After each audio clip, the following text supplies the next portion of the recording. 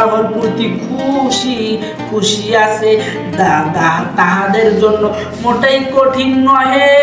ইহারা ওই সকল লোক যারা এই কথা খেয়াল রাখে যে নিশ্চয় কিয়ামতের দিন তাহারা নিজেদের রবের সহিত মিলিত হইবে এবং মৃত্যুর পর তাহারাই দিকে ফিরিয়া যাইবে।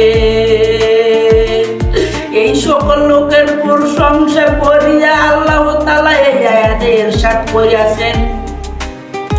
ওই সকল লোকের প্রশংসা করিয়া আল্লাহ তাআলা এই আয়াতে ইরশাদ করিয়াছেন যে সকল লোকের ঘরের প্রতি সম্মান প্রদর্শন করিতে এবং উহাতে জিকির করিতে আল্লাহ পাক হুকুম করিয়াছে, সেই সকল ঘরে এমন সব লোক সকাল সন্ধ্যায় তাসবিহ পাঠ করে যাহাদিকে ব্যবসা বাণিজ্য বেচা কেনা আল্লাহর জিকির নামাজ কায়েম করা এবং যাকাত প্রদান হইতে গাফেল করিতে পারে না।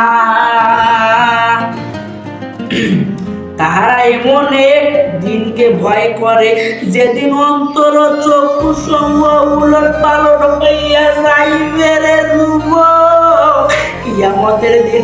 এবং তাহারা এই জন্যই করিতেছে যে আল্লাহ তাআলা তাদেরকে নেক আমলের বদলা দান করেন। আলহামদুলিল্লাহ। বরং আপন করুণায় বদলা হইতেও আরো অনেক বেশি তাহাদিগকে দান করেন। আরো আল্লাহ তাআলা যাকে ইচ্ছা অগণিত দান করিয়া থাকেন। অর্থাৎ তুমি এমন দাতা যে দেওয়ার জন্য তোমার অনুগ্রহের দরজা সদা উন্মুক্ত থাকে। দান করার জন্য তোমার কিছু মন আছে না, 10 টাকা 5 টাকা 200 টাকা 500 টাকা করে দান করো, এই জন্য মনের দরজা সবসময় উন্মুক্ত মানে খোলা থাকে, খোলা। সুবহানাল্লাহ। হযরত আব্দুল্লাহ ইবনে আব্বাস রাদিয়াল্লাহু তাআলা বলেন, নামাজ কায়েম করার অর্থ হইল উহার রুকু ও সিজদা সঠিকভাবে আদায় করে, পুরাপুরি আল্লাহর দিকে রুজু থাকে এবং অন্তত খুশু সহকারে নামাজ পড়ে। হযরত কাবদাহ রাদিয়াল্লাহু তাআলা হইতে এই কথা নকল হইয়াছে যে নামাজ কায়েম করার অর্থ হইল নামাজের ওয়াক্ত সমূহের হেফাজত করা এবং উযু রুকু ও সিজদাকে উত্তম রূপে আদায় করা। অর্থাৎ পবিত্র কুরআনে যে সমস্ত জায়গায় আহকামাস সালাতা এবং ইউকিনি মুসনা সালাতা বলিয়া হইয়াছে, যে সমস্ত জায়গায় এই অর্থকে উদ্দেশ্য করা হইয়াছে দূরের মানুষের বস্তু দিয়াই হইল ওই সমস্ত লোক যাহাদের প্রসঙ্গে অন্য এক আয়াতে এইভাবে বলা হইয়াছে। অর্থাৎ পরম দয়ালু আল্লাহ তাআলার খাস বান্দা হইল তাহারা যাহারা জমিনের উপর বিনিময়ের সহিত চলে, অর্থাৎ অহংকারের সহিত চলাফেরা করে না। সুবহানাল্লাহ, সুবহানাল্লাহ, সুবহানাল্লাহ। এতগুলো ধন সম্পদ থাকার সত্ত্বেও অহংকার সহিত চলাফেরা করে না। আমার 100 বিঘা 500 বিঘা ধন সম্পদ আছে, তা অহংকার করা যাবে না। তুমি ফকির, তুমিও মানুষ, আমি ধনী, আমিও মানুষ। এই জন্য মানুষকে অহংকারী চোখে দেখা যাবে না। অহংকার হইতেছে নবীজির গায়ের চাদর।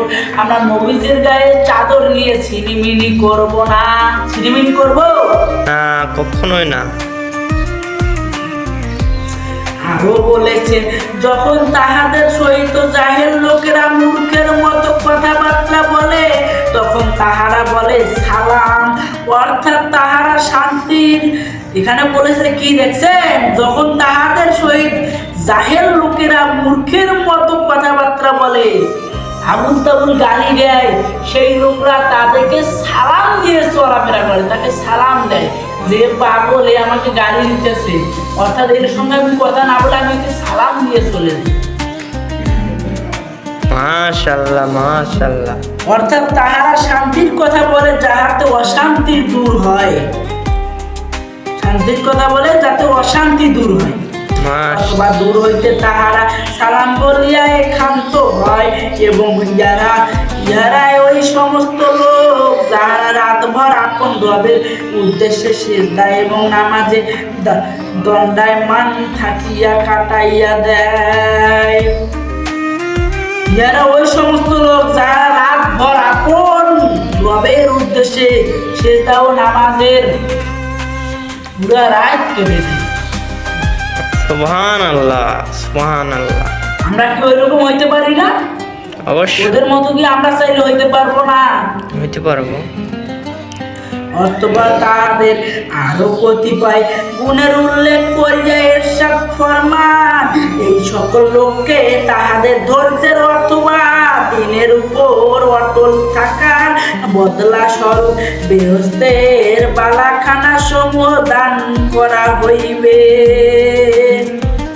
বেহেশতের বালাখানা সমূহ দান করবে, বেহেশত দান করবে, বালাখানা সহ দান করবে।